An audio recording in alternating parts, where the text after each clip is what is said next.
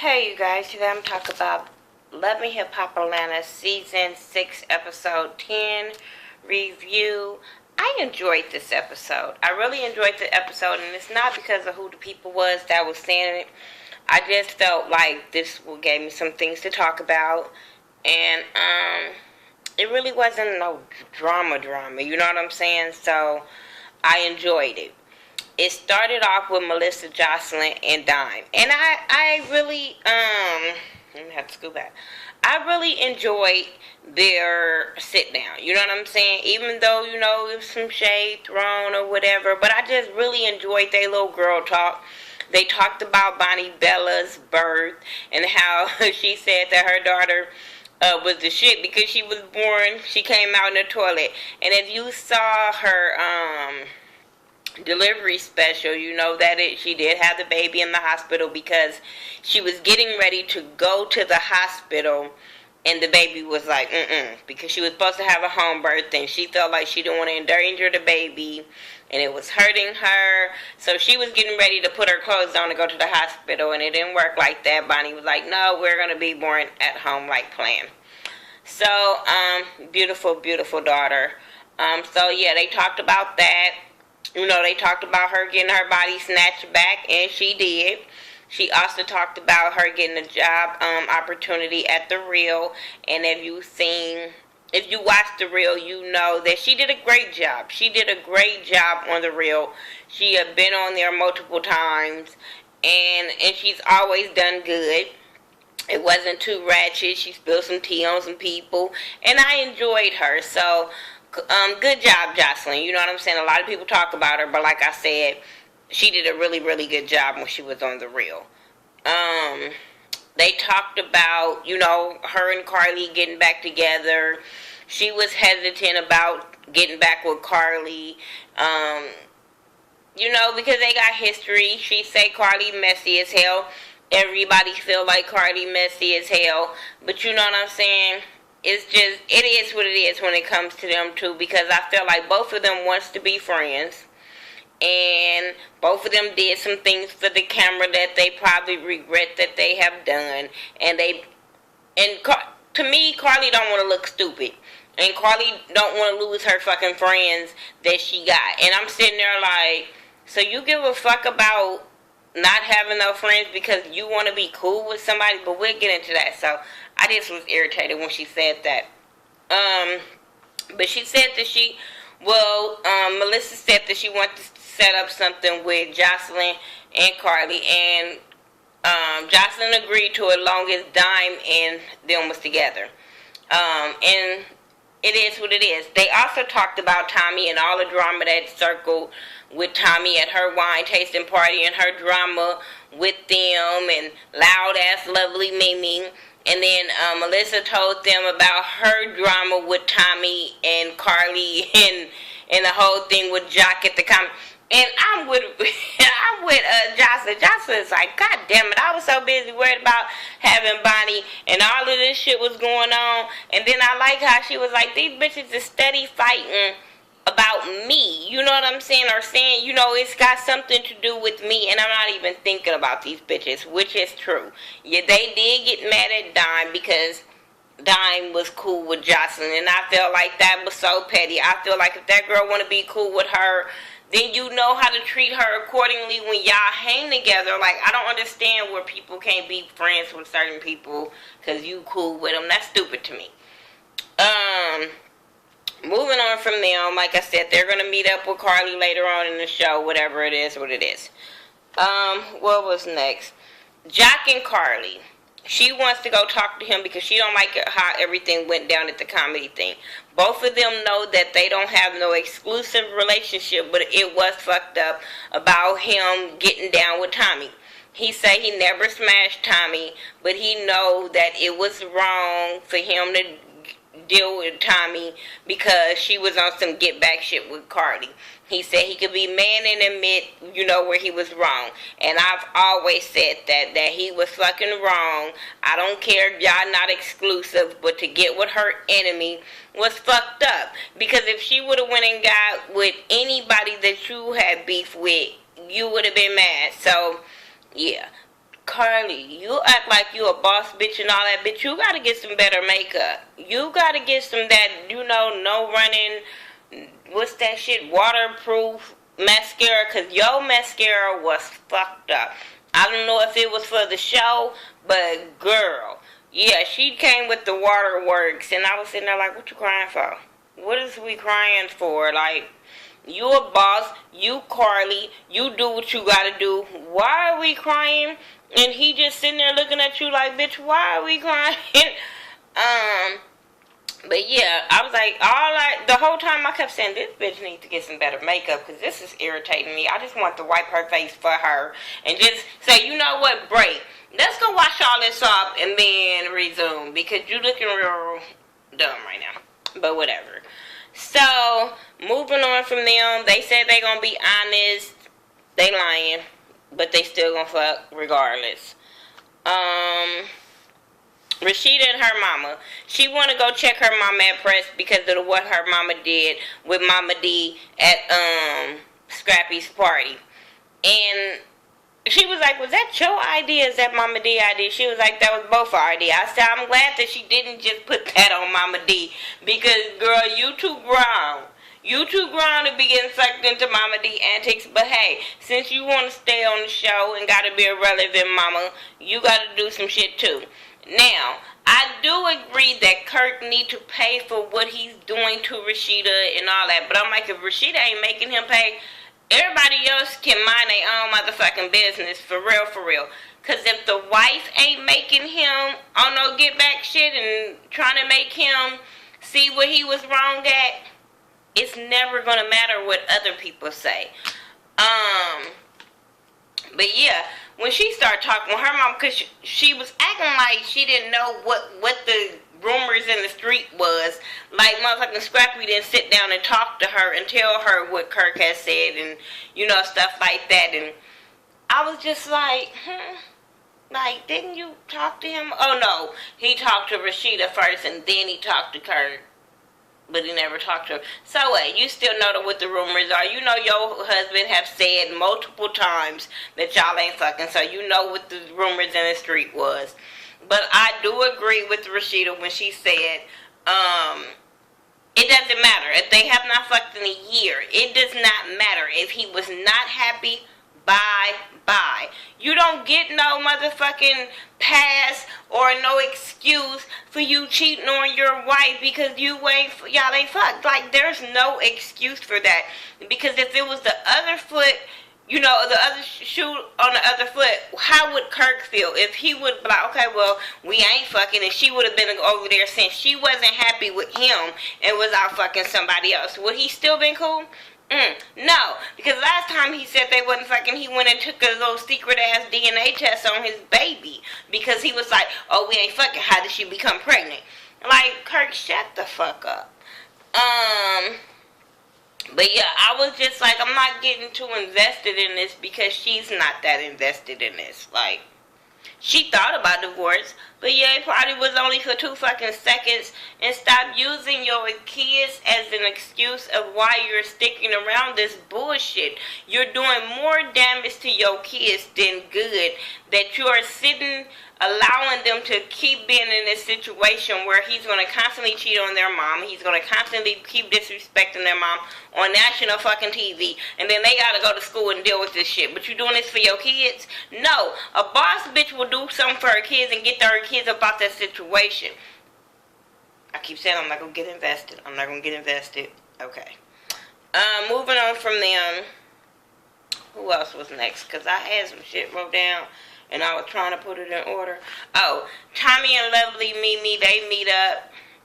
They just belong together. As friends, they belong together.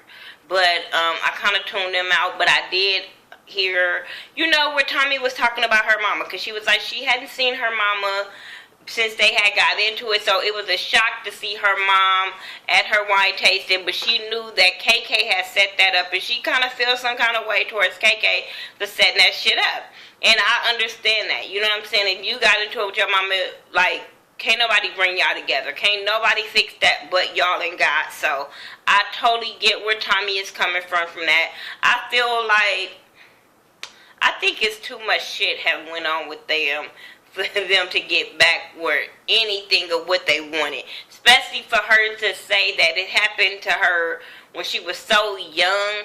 I just feel like, why are we playing this out on TV? This is a disaster train wreck on TV. Like, why are we playing this out so Tommy can stay on? Because y'all know that she was supposed to have been fired. You know what I'm saying? So I'm like, did she present this story to them so she could stay on TV? Did KK present this story so she could stay on TV? Because I don't understand, why are we exploiting this situation, knowing this girl is already a ticking time bomb waiting to happen and all this type of shit. Why are we talking about this? Why are we dealing with this drama of her mama? Especially when she said she on them papers and they watching her and all this. Why would you have this played out? They talked about her and Dime working it out, and she said she ain't talked to her. They talked about her and Joseline working it out, and she said she ain't never forgiven that bitch unless she dropped charges. I said, okay, so if she dropped charges, you'll be cool with her? Like, you'll forgive her if she dropped charges? No, she gonna still be the same evil bitch bitch, no, that's just waiting on that bullshit to happen to you again. That's stupid. I would have been just like, nah, bitch, I'm cool on Joseline. We ain't cool. We ain't gotta be cool. That's y'all homegirl, whatever. But no, and I don't think they have to fight for her to stop acting the ass. So no, she could just brush Joseline. I was like, why are we trying to make them friends? Why are we trying to make this a kumbaya? No, that's never gonna fucking work. Moving on from them. Who was it? KK and Tommy? No, KK and Samantha. Well, we're going to talk about them anyway. So KK and Samantha meets up to talk about Tommy's shit. And it's basically what she was saying, what Tommy was saying to Mimi. Now KK and Samantha's talking about the whole thing. And basically what KK was telling Samantha, it's like, it's the alcohol. With both of y'all drinking alcohol, it's never going to work. When y'all sober, it's cool. Y'all get along, all that. But when alcohol is involved, it's a fucking problem. But we know y'all both love each other. Y'all just don't know how to communicate with each other. That's basically what's going on with them.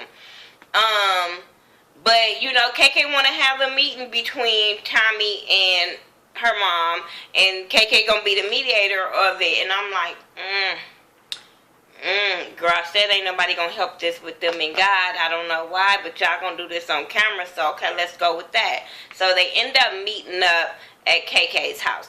Mind you, KK has been looking very, very nice this season. Now that hairstyle she had when she sat down with Samantha was a hot fucking mess. I hated that bullshit. I was like, what is this? Why? But when she had the little short haircut at her home and the heels, I loved her heels. I loved her shoes. But I thought she looked it really, really nice. Like this season compared to last season, KK looked really nice. But Tommy, she had on too much shit. I don't know if she had on like 3 jackets. I don't know. But she had on tennis shoes, so you knew she would wear sneakers, whatever way you want to call it up in your state. But you knew she came to fight. You knew that she didn't come with good intentions or to work anything out with her mom. And she didn't. She came there to check KK for the whole wine party and to check her mom and tell her mom she don't want to have nothing to do with her. That was the whole nutshell of Tommy. Then she was like, I'm not going to do this. But when her mama threw out something about her coming to her with her boyfriend, I said, that hit home. That hit home because that girl made a 360 to come back and address her mama. And I was like, y'all was going through all of that bickering and I'm grown and I'm your mama and you gonna respect me, yada yada yada, and you walked off. But when she said you're gonna come crawling to me when you want to talk about your boyfriend, that made you do the 360 and have a conversation. So you could tell that hit home. I ain't got no boyfriend, girl. I seen you on Instagram. I'm just saying.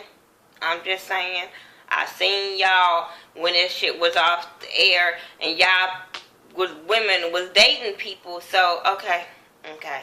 Maybe she was just smashing him. Maybe she wasn't dating him. Maybe it wasn't her boyfriend. I don't know. But I felt like that conversation wasn't going anywhere because this show is not the place for them to talk this out. It's only for them to turn up for the cameras, but it's never for them to talk this out.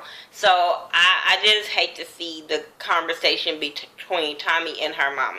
Now, Tommy, you need to take a fucking accountability for what happened to you when you were a teenager and why your mama called juvenile hall and made them come get your ass. You were a fucking runaway because I didn't like my living situations. Girl, do you know how many times my motherfucking kids be mad and say they don't want to stay here because I tell them to clean up or do what they got to do, get good grades, and don't come in here with no bullshit? Like, girl, do you know how many times me as a teenager got mad at my grandmama? Like, girl, but I wasn't saying, oh, I'm going to leave, I'm going to run away. No, bitch, because I like warm. I like my bed, I like food. I'm just saying. You know, I know a lot of, my cousins did that shit, but we always was like, nah, it's cold outside, bitch. No, my grandmama was the person that was like, if you take your ass out of here talking about you was running away, you ran away. Don't you bring your ass back. So we thought about that shit. So, Tommy, for you to blame this on your mom of calling juvenile hall, you ran a fucking way. And I don't know in people's states, but I know here in Vegas and I know in California, if your kids keep running away and they're not showing up for school and they're not doing what they got to do, the courts come after the parents. So yes, you call the police and you report their ass so you don't get in trouble. So, I don't know how it works in y'all state, but that's how it works out here. So, what else I wanted to talk about?